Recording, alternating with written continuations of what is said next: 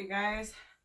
So I've been seeing this burpee challenge go around that you do 50 to 100 burpees every day through this quarantine, and I think that is awesome.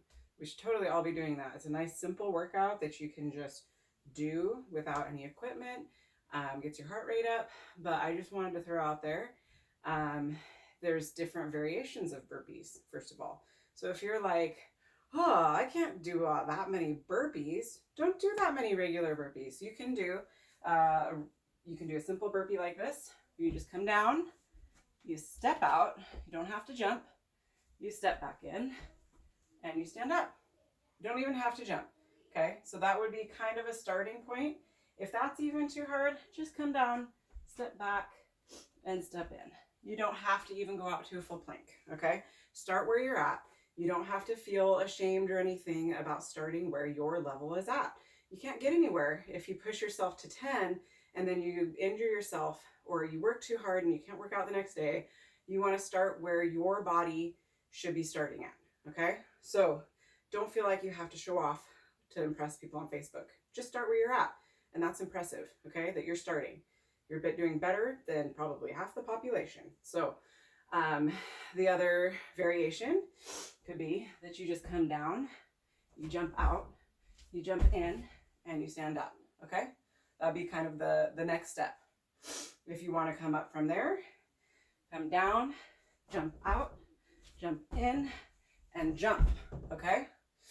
After that, if you want to do, I think they call it a man maker push-up, burpee is what I've heard, but let's call it a woman maker burpee because you know what?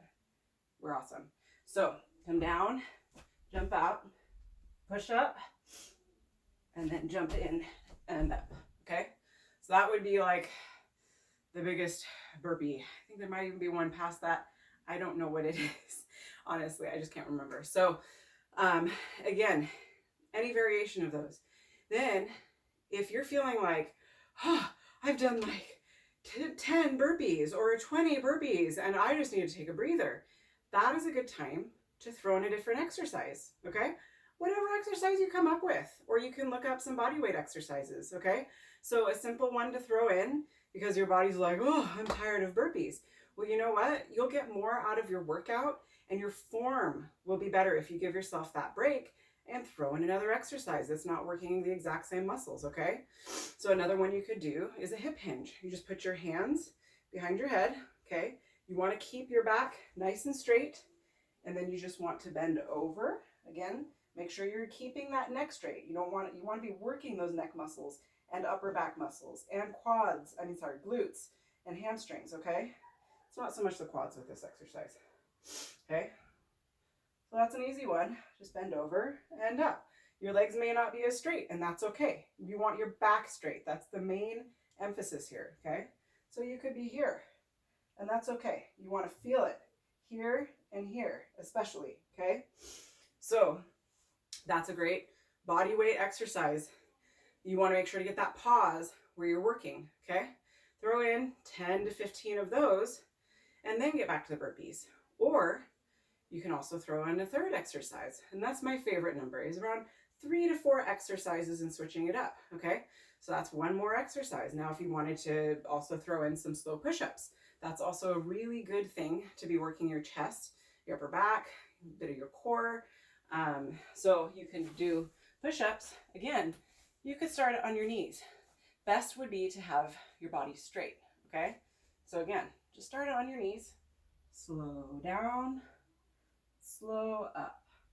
And if that's a little bit too much, just do partial push-ups for now. You're getting work still, okay? That's okay. You don't have to come all the way down. And then if you want to, you come up here for full push-up, and I like to do slow push-ups again. I got that from Ben Greenfield. He's really good. So you can come down just as slow as you can, and then a slow up. Okay, I usually only do like 3 of those at a time, okay? So don't feel like, oh my goodness, I can only do like 2 of those, 3 of those. That's okay, okay?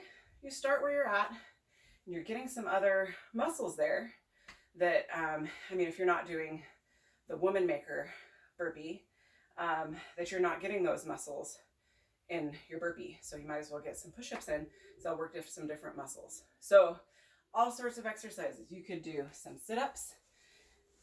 You know, everybody knows the classic sit-up. You could do those. You could do a butterfly sit-up. You could do a boat pose. You come here and you can just hold it, get that core working. You can have your legs bent. You can come up a little further, wherever your body's at. Make sure you keep that back as straight as possible, okay? You could do hollow hold, like I was showing earlier today. Hands palm up, and just hold here. Okay? Lots of different exercises that you can do in between those burpees, and that will help you be able to keep your form with those burpees, because that's where you're going to get the best workout and help you to get in more. So earlier today, I was like, let's do this burpee thing. I don't do a lot of burpees. It's not like something that I'm like, oh, let's go do some burpees. So I went ahead and tried it earlier today. I did 50 burpees, and then I was like, you know what? I think I could do 50 more, but I need to break them up. So I broke them up. I did some hip hinges, and I did some slow push-ups in between them, and I got out 100 burpees, okay? So you don't have to feel like you have to do 100 burpees in one go or 50 burpees in one go. Break them up. You'll get a better, more rounded workout by working some other muscles, and you'll be able to fit in more burpees by breaking it up and giving those muscles a rest so that you can fit in more later. So I hope this is helpful for anybody watching this. Really easy way to just get some body weight movement in during this quarantine. You don't have to go running. You don't have to have a treadmill. You don't have to endure the weather. You don't have to, you know, but getting a workout in is like changing your oil, you know, in your car. A lot of people are like, oh, whatever, I can get by without that. And you might be able to get by without it for a while. But as you get older and older, your balance will start to go. Your strength will start to go. You'll have more issues from not maintaining yourself. So it's really important to get that in. And speaking of balance, you want to get some balance moves in the middle of those. That would be a great thing too. You could do, you know, tree, like a yoga tree. If you wanted to, you could also bring that up to the thigh. Do those, tree pose. Challenging your balance, really, really good for you, okay?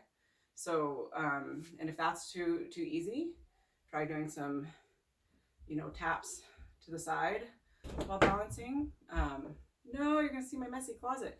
Try doing some other poses. You know, there's all sorts of poses. You can do this one, dancer pose.